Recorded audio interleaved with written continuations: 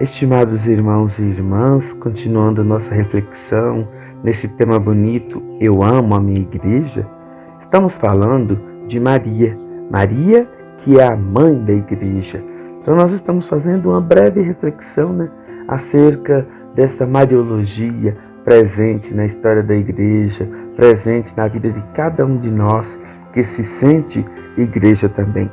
E hoje nós vamos falar um pouquinho sobre Maria em Mateus. O Evangelho de Mateus foi escrito depois dos anos 70 para a comunidade de Jerusalém, que era formada por judeus convertidos ao cristianismo, que foram perseguidos e provavelmente se refugiaram na Síria. Eles começam com um texto bem elaborado da infância de Jesus, para mostrar ao leitor quem é o Cristo ressuscitado que a comunidade deve crer e seguir. Não é uma biografia de Jesus, mas um texto teológico como todos os evangelhos escritos depois da ressurreição. Por uma comunidade bem determinada que não está interessada em comunicar fatos e acontecimentos, mas passar uma mensagem de vida.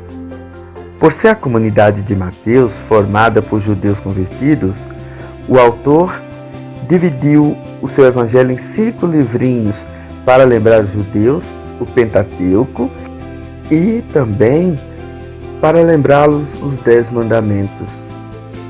Mateus mostra que Jesus é o Filho de Deus e de Abraão, herdeiro legítimo do povo de Israel e salvador dos pecados do povo. O Emanuel, Deus conosco, o Rei dos judeus, o novo Salomão, reverenciado pelos pagãos, o verdadeiro Israel ao realizar em sua vida o êxodo e volta à terra prometida, e o novo Moisés. Os textos de Mateus que falam sobre Maria são os seguintes: Mateus 1 a 17, Mateus 1, 18 a 25, Mateus 2, 10 a 19 e Mateus 12, 46 a 50, Mateus 13, 53 a 58. Esses textos fazem alusões a Nossa Senhora. No primeiro, Mateus 1, de 1 a 17, nesse texto teológico, a genealogia de Jesus é dividida em 3 seções: patriarcas, reis e pós-exílio, de 14 gerações cada. As letras no aramaico correspondem a números e o número 14 corresponde ao nome Davi. Na genealogia citam-se 4 mulheres: Tamar, que comete incesto, Raabe, a prostituta, a mulher de Urias, que foi tomada violentamente por Davi, e Ruth, que usou de esperteza para garantir seu casamento com Boaz.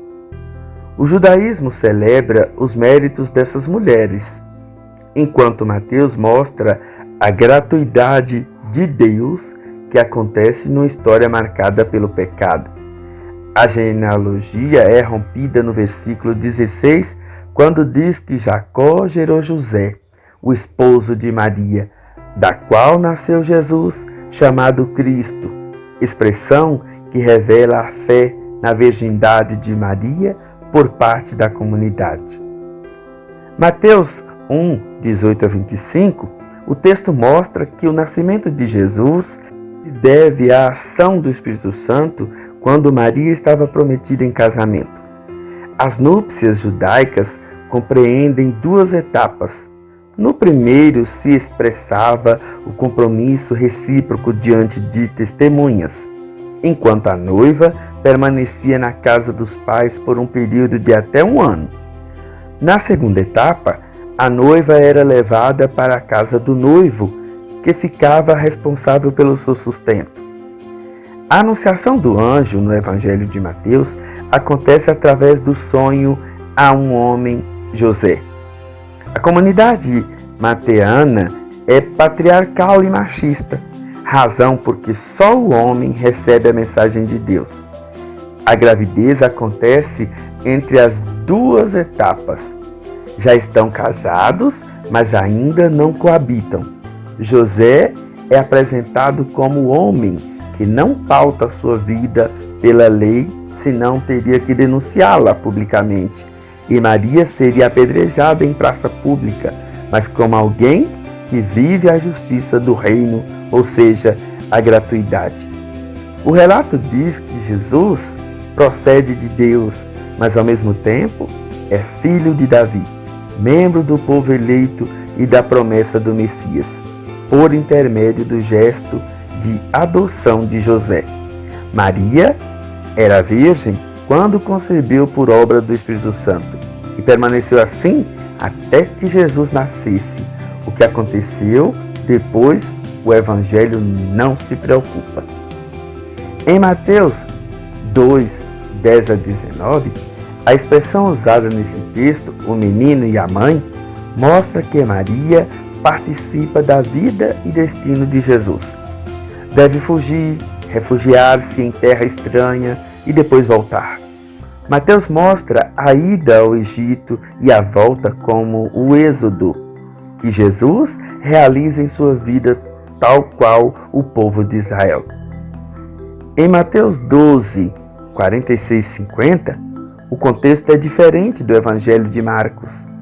Para Mateus, não existe o mesmo sentido de casa e dos dois grupos, os de fora e os de dentro.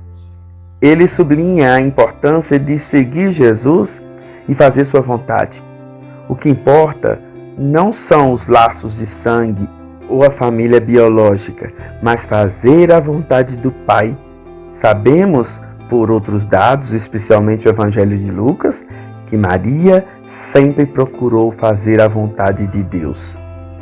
Em Mateus 13, 53 e 58, Mateus substitui a expressão difamante de Marcos, filho de Maria, por filho do carpinteiro, atenuando o sentido da rejeição sofrida por Jesus por ser uma comunidade de judeus convertidos. Ao listar os que não aceitam o profeta, suprime a palavra parentes. A mudança se deve ao fato de Tiago, chamado irmão do Senhor, ser membro ativo e um dos pilares da comunidade de Jerusalém.